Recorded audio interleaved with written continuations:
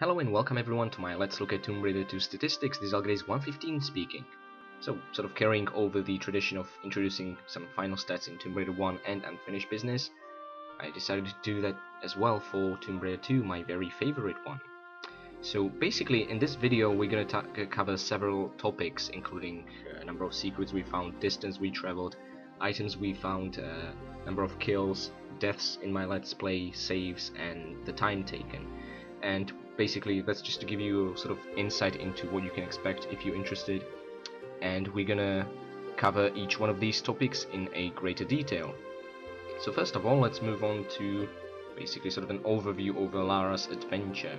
She basically started her traveling adventure in the tutorial level in Surrey in England. That's basically information from the manual. That's where she inherited the mansion.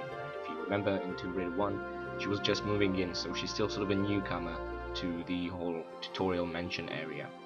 From there she decided to go straight ahead to the Great Wall of China, which is probably the Xi'an province in China, where you can also is a great access for tourists to the Great Wall and to see the Terracotta Army. It's basically probably the most likely location where the Temple of Xi'an is actually located. But seeing as she did not have a talent to enter, she decided to go for a little trip in Venice in Italy, where she had a scuffle with Bartoli's thugs, and that didn't turn out so well. She was kidnapped and taken all the way to their Ocean HQ, which was basically just above the wreck of Maria Doria. And the reason I believe this was south of Nantucket Island, which belongs to the North American state of Massachusetts, is because Maria Doria was definitely inspired by the tragedy of the Italian ship Andrea Doria, which sank basically at that particular location. So it is most likely that Bartoli's thugs had the HQ just above that ship to be able to look for the Seraph. Thankfully Lara beat them to it, and then using Marco's plane she flew all the way to Tibet, and basically she was on her way to Barking Monastery, but the plane crashed, so we had a little adventure in Tibetan foothills. I don't mind. Now, as for the Barking Monastery itself, the most likely inspiration for that monastery came from the city of Lhasa in Tibet. You can just sort of take a look at pictures on the internet of the monasteries there. But yeah, so once again, these are not precise locations because we genuinely just don't know where exactly Lara was, except for places like Surrey in England or Venice in Italy. But these are sort of suggestions from the research I did.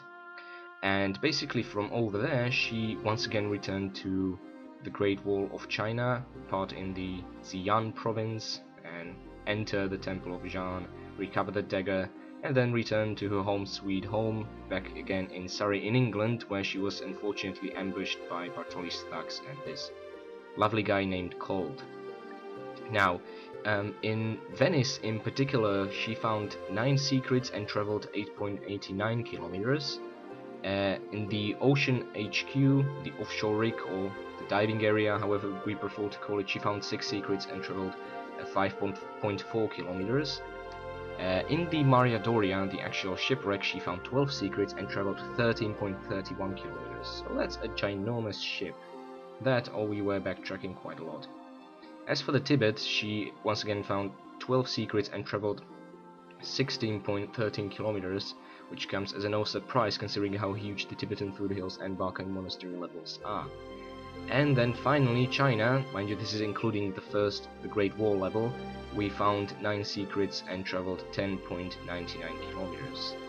And the level where we traveled the most, pretty much, the highest number of kilometers, was the Temple of Xi'an, 5.55 kilometers. Really comes as no surprise. I believe it's the longest video I've uploaded on the game. Yeah, I believe so.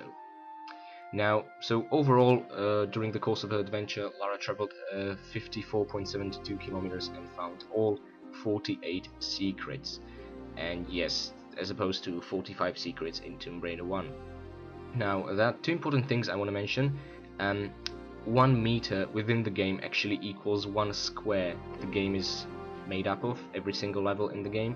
So yeah, 1 sort of running step forward equals a 1 meter. 1,000 of these leads to a kilometer. It's really as simple as that. But as you might have noticed, the total distance traveled is kind of a bit higher than the one in the final statistics screen when we finish the Home Sweet Home level, the one that game produced.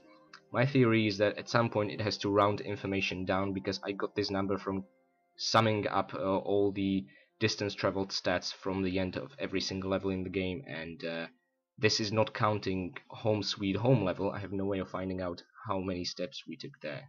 So it's kind of weird. The game does not keep a precise track of this, just so you know. But yeah, talking about the secrets, we are actually gonna move on to the items category, and yeah, out of every type of secret, be it stone or silver, or jade or gold, we found 16 dragons. So yeah, that's 16 stone, 16 jade, and 16 golden ones. Each sort of, usually the order in which you discover them is first finding the stone one, then the jade one, then the gold one. But there's so many exceptions that you can't really rely on it in that sort of way. Now, we have also, well, unlike secrets, I believe 55 key items are compulsory in order for us to finish the journey. And now we're gonna start off with, well, supplies, really. I'm gonna tell you basically about the amount of supplies we found in the game and the usage as well.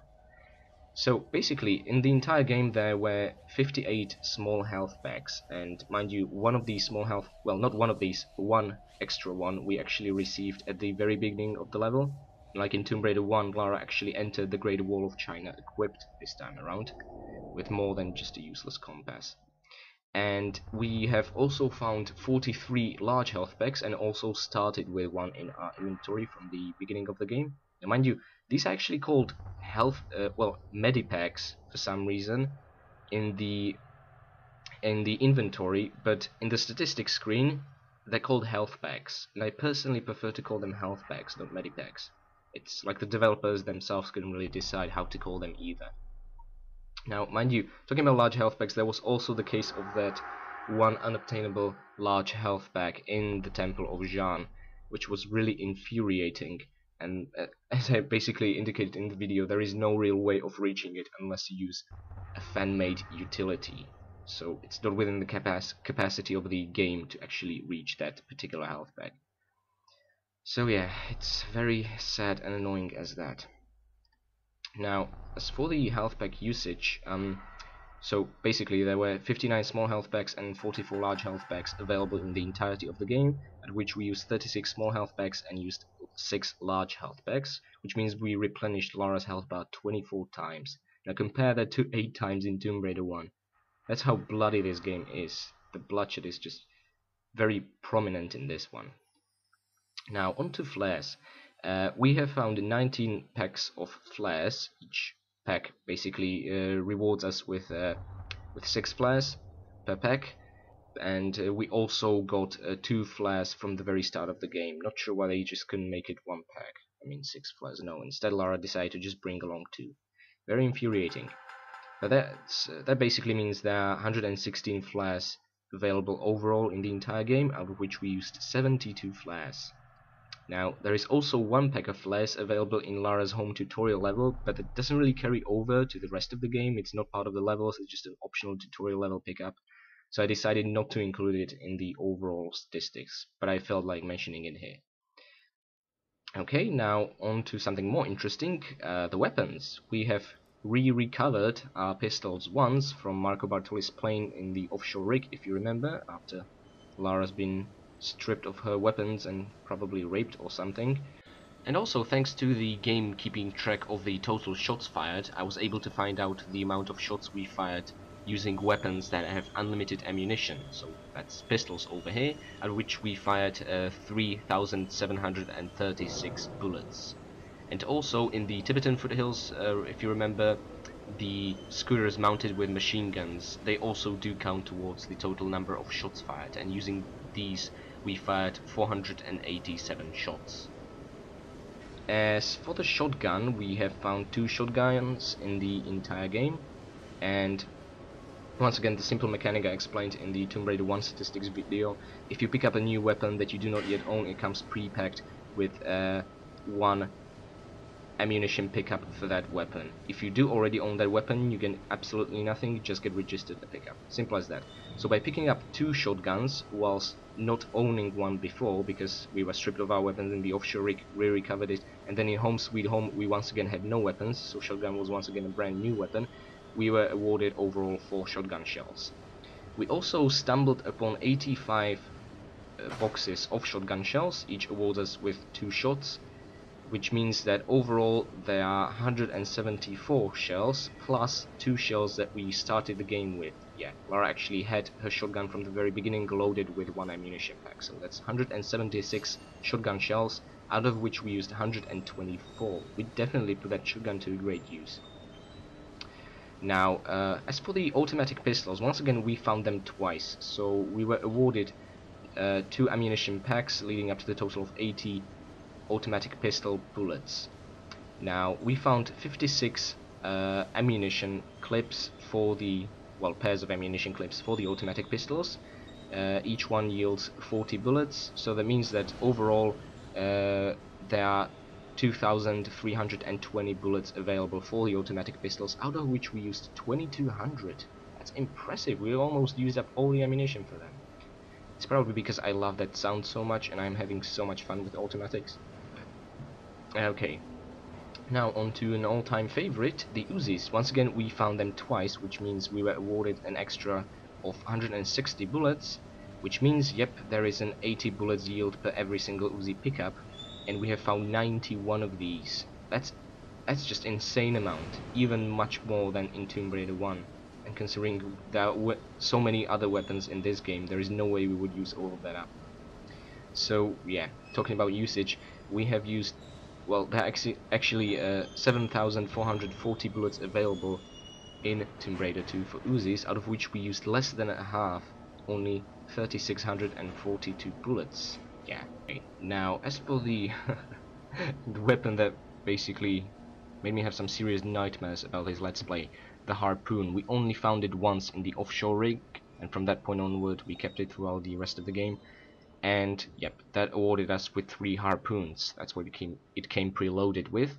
And we have also found 25 harpoon pickups. Now each bundle consists of 3 harpoons, which is ridiculously small amount considering the pathetic damage it deals, the pathetic accuracy, the pathetic speed, and the need to reload. Oh boy. So overall there were only 78 harpoons available in the entire game, out of which we used 58 harpoons, and I was really stingy with them, although later on I actually wasted 3 of these harpoons on the Jade statue, the Jade Spearman Warrior, just to sort of illustrate how you can actually deal damage to them whilst they're being deactivated. Now, as for the lovely M16, we have found it once in the diving area, and were awarded 40 bullets for picking it up, and we have found 35 pairs of M16 clips, each comes with 40 bullets, so that's overall 1,440 bullets for M16 assault rifle available in the entire game, out of which we have used 1,278, so once again we really put that weapon to good use, probably because it has sweet sound second only to the automatic pistols. As for the grenade launchers, we never actually really picked them up. We were always awarded with these for collecting secrets in particular levels. One was actually the Great Wall of China, the other was the Wreck of Mariatoria. In both cases we were awarded a grenade launcher, which came with, when each came basically preloaded with 2 grenades. So that's 4 grenades we were awarded, and we have found 53 pairs of grenades in the entire game. So a pair consists of 2 grenades each. Now that brings us to the total of 110 grenades available in the entire game, out of which we used 15 because I really didn't want to use a weapon that would mess up our kill count for the final statistics. But as I said before, I really encourage you to just have fun with this weapon. So yeah, that's basically the total of 579 pickups available in the entire game. However, there are actually 581 items available in the entire game. I sort of want to differentiate between pickups and items, because pickups are pick-upable items, whereas items are all items. The 2 items that are not really pick-upable were basically the unobtainable large health pack in the Temple of Jeanne, and then there was also the one box of flares in Lara's home, which doesn't really carry over to the rest of the game. So it's a matter of perspective, really.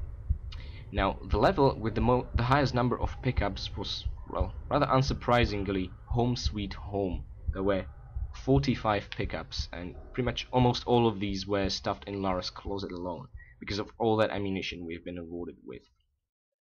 Now, when it comes to accuracy and usage of our ammunition, the game actually does keep track of that, which is brilliant, because during the entirety of our journey we have fired 12,656 shots. And mind you, one grenade counts as one shot, whereas from Uzis, it's a significantly larger number of shots in the same time interval, really. So it depends what sort of weapon you want to use as well. And out of these, only 11,166 shots have hit their targets, which leads us to the overall accuracy of 88%. But really, in a game like this, with the auto-aim and all that stuff, the accuracy is really just a matter of, do you want to shoot pistols or waste flares to illuminate the dark? That's really what it comes down to. But we prefer to stick to flares, so yeah. Okay. And yep, one important thing, once again I'm going to return to the Jade Spearman over here, at which we fire the 3 harpoons. So if you hit him with harpoons, it actually does count as a successful hit for the statistics. So you can theoretically sort of improve your accuracy by shooting these guys. But yeah, it's just a really small footnote. But yeah, the level with where we used the most ammunition is unsurprisingly the Barking Monastery, where we wasted, well, I wouldn't say wasted, where we put to good use 1,409 shots during the entirety of the level. That's what happens when you make enemies out of monks and Bartoli's thugs as well. But talking about ammunition consumption, that actually takes us to a very interesting chapter of kills, what a bloodthirsty bitch Lara was during the entirety of her journey. Now, I'm gonna basically split the kinds of enemies we faced into several categories, and that's gonna be animals, Bartoli's thugs, the Fiammanera cultists, and then some really mythical or just bizarre creatures. So yeah, to begin with, let's take a look at how many rats we've killed. As opposed to Tomb Raider 1, these are much smaller, much less dangerous, and much slower, as it should be. They're not attack dogs in this game like they were in Tomb Raider 1. Anyway, we have killed 23 of these. Mind you, some of these animals are realistically placed in geographical regions, some really aren't, but it doesn't take away from any of the fun. But yeah, let's stick with small things for the time being. We have killed 24 small spiders, and yes, I say small, these things are actually quite large, but they are small compared to these horrible, disgusting freaking things. We thankfully only had to face 5 of the giant spiders, but any more and I probably would have got a heart attack and would never be able to finish this Let's Play. Oh boy, I never want to go back to that place. Anyway, moving on to flying enemies, we have killed 9 ravens, which are basically just sort of a weaker variety of eagles, which we killed 11 of. Now, we have also killed 36 of the Doberman dogs, although technically they belong to the Fiammanera because they're trained by those thugs. But, you know, they're still animals. Okay, so 36. Lara really doesn't like doggies. And also there were 28 snow leopards, which I believe we have found in the Tibetan foothills and the catacombs of Talion level. And then we can move on to tigers. Now, some animals actually come in several varieties, and the tigers are a good example of that. There are orange ones in China, basically in the Great Wall and the Temple of Jeanne, and then there are black and white striped ones, which were unfortunately only in the Ice Palace level, only 6 of these guys. Now, as for the swimming enemies, we have killed 20 barracudas, basically near the wreck of Maria Doria, and in Tibet and China we faced catfish. Now, catfish once again come in 2 varieties. There are the white ones, out of which we killed 5, and 6 golden ones in the Temple of Jeanne. And then, basically the rulers of the worry waves, the sharks. We've slain 8 of them. Thankfully, we did not have to punch the shark like Lara did in the Cradle of Life movie. I don't like that movie at all. No, instead we used harpoons, or in better case scenarios, Uzis. Now, sort of a dinosaurs is really not what you expect, but yeah, I decided to sort of include it here. The king of them all, the T-Rex, mighty T-Rex, and not once but twice. Oh boy. And our scuffles with them did not always end up great, but we're gonna cover the deaths later on. So we killed 2 of these monstrosities. I still don't know how they were even alive after all these years. I mean, there's not a piece of skin keeping them alive or anything. Anyway, moving on to the Fiamanera Bartoli's thugs. We have killed 14 scuba divers, and I hated every single one of them. And probably the most varied enemy in the entire game, the thugs, whether with wrenches, nightsticks, aluminum bats, baseball bats, whatever these guys carry, they want to smack Lara's head with it, and they come in so many varieties. It's just so much fun to kill these guys. And yes, we have killed 74 of them, which I believe makes them the most common enemy in the entire game. Now then, in all the Venice chapter levels, there were the masked hitmen. I refer to them as snipers, but they're really hitmen with, you know, a silenced pistol. Oh well, so there we are, 45 of these guys. And then, in the entire Ocean HQ and the wreck of Mariatoria, we have faced 16 of these AK riflemen. Or I prefer to refer to them as blue jeans, because that's what they wear. That's what I most remember about them, those blue jeans. And then, their counterpart, the shotgun-wielding brown pants, we have killed 33 of these guys. Then, more specialized than that, were actually the flamethrower guys, which were only 8 of in the entire game, luckily, and they also can't take much damage, so they weren't such a pain to bring down, thankfully. But yeah, talking about much tougher thugs, that was the case of the how would we refer to them? The guys with the skiing masks or the skiing caps. Yeah, they basically come in varieties, whether colored ones, or basically when it comes to clothing, these guys do essentially pretty much the same, and they always haunt Lara in Tibetan snowy locations. And we have killed 46 of these bastards. And even better than that, the guys driving scooters, there were only 4 of them, all of them in the Tibetan foothills level, with a badass scooters mounted with machine guns, but yeah, only 4 of these guys were in the entire game. Now, as for the very elite of Bartoli's Fiamanera, there were the 12 cultists in the Floating Isles and the Dragon's Lair level, basically just before we reached Marco himself, throwing knives, thinking they're so cool. Well, they're paid with their lives for their mistakes. Now, as for the very top lieutenant of Fiamanera, there was Colt, a good old friend Colt in the Opera House level, where he basically wore ceremonial robes. However, that wasn't the last we've seen him, because in Home Sweet Home, he actually barged into Lara's mansion after we fended off every single other thug in there. And this time around, he's not wearing ceremonial robes, he just has a black shirt, black pants, and a bandaged arm for whatever reason. Probably injury from previous encounter with Lara. Yeah. And doesn't wear his robes because he's not a true believer anymore. Doesn't have really anything to live for. Maybe this was a suicide mission for all of them. Well, that's actually rather depressing. Let's not dwell on that. So moving on to sort of mythical creatures, if you want, we have killed 18 Yetis in Tibet. Also, we have shot down 8 Jade Swordsmen coming from the Floating Isles and 16 Jade Spearmen. So yeah, Spearmen pose a much bigger threat than the Swordsmen ever will, and there's also double the amount of them. Oh boy. Now, there was also the Guardian of Talon in the Ice Palace, guarding, yup, you guessed it, Italian, although I have no idea why they decided to turn him into half man, half eagle, but it's a pretty impressive enemy nevertheless. And then, finally, was the showdown with Marco Bartoli, or in this case really a golden dragon. I don't think there's much of Marco left in the guy. Hope he enjoyed his last moments being a dragon. I mean, how awesome must be that?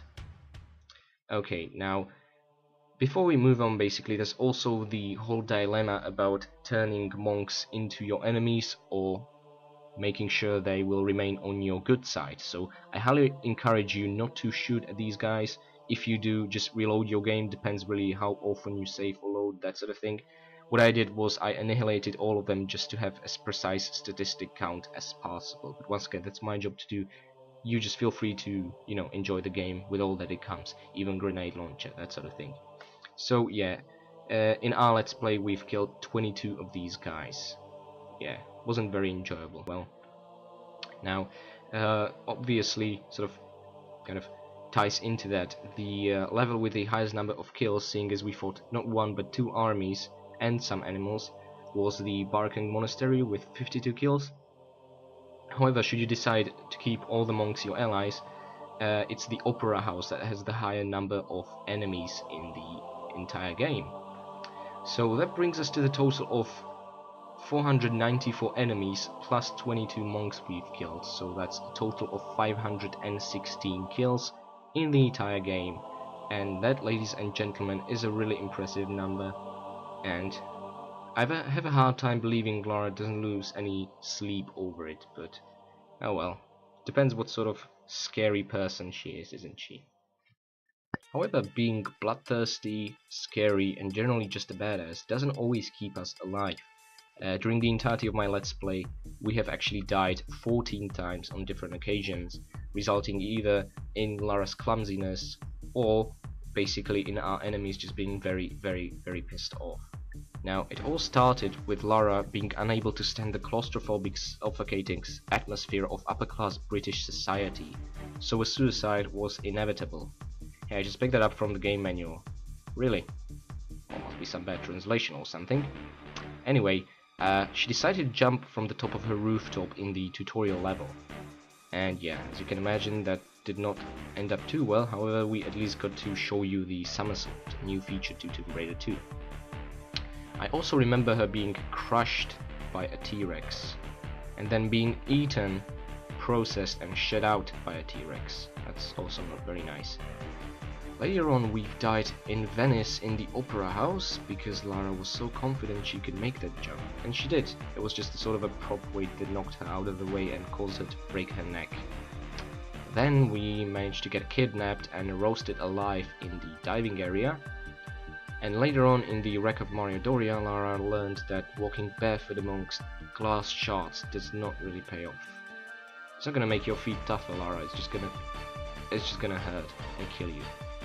Now, then we decided to go for some shark hunting with our Uzis, and that did not always end up so well. At one point we got eaten by a shark. Then Lara learned that yodeling in the mountains is not always a good idea, as she managed to summon an avalanche that crushed her. But there are smarter people than Lara in the mountains, because this bastard over here managed to launch a sneaky attack with his scooter and just run us over. Oh boy. Then we managed to make the monks our enemies, because I'm a bloodthirsty bastard who wants to get accurate statistics as possible. So Lara got impaled by a very angry brother. I'm not even sure what this brother's name is, but it's definitely something to do with anger. So he impaled her on his spear. Then we also were thrown into a gauntlet of traps where we were not only pierced to shreds but also burned alive. But talking about being pierced to shreds, I think Xian or Jean stands for slow painful death, or maybe just a warning, do not pick up small health packs, because this is exactly what we did in the trap in the Temple of Jean, and as a result we were crushed by the spikes. Took us actually another 2 attempts to get it right. And then finally, sliding on a dragon's belly and drowning in a river of blood twice is not a good thing to happen, and I believe there's a lesson to be learned here, but I don't think any words would do it justice. So yes, that basically closes up the entire deaths chapter, and I believe if we were to save more often or that sort of thing, we could avoid further incidents, but come on, honestly, where's the fun in that? But talking about saving, what we managed to do is basically keep the total save count to 76, which is pretty damn good, because that's considering it's actually 2 playthroughs, and one of them is me just trying stuff out during my trial runs to know exactly what to do during my actual Let's Play. So it's 2 playthroughs, and we succeeded in the challenge of keeping it below 100. So I'm very happy with that. Now, the final topic I want to touch is the time taken.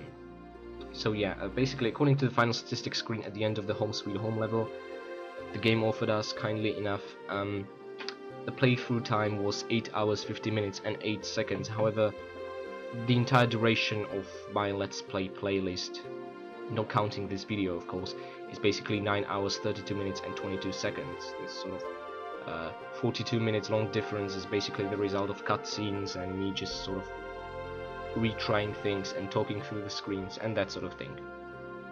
So yeah, there's definitely some sort of deviation in the overall time taken.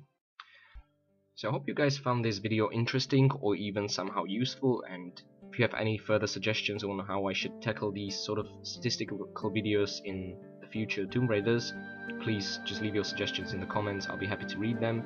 And not to be sad, even though probably the best Tomb Raider ever made is over, there's still some golden mask for us to find. So I'll see you guys next time in the Cold War level.